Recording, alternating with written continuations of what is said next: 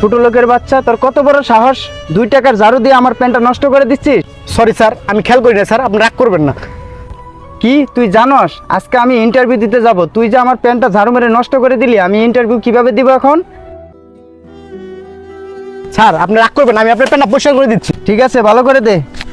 আরে হরজ, তুই কি পাগল হয়ে গেছিস নাকি? এই ঝাড়ুওয়ালার নোংরা হাতটা তোর প্যান্টে পড়ছে, তোর প্যান্টটা আর অনেক নোংরা হয়ে গেছে। সর সামনে থেকে। তুই একদম ঠিক কাজটাই করছিস। এইসব ছোট লোকদের লাই দিতে নাই, লাই দিছিস দেখে তোর শরীরে টাচ করছে, আর একটু লাই দিতে তোর মাথায় উঠে নাচতো।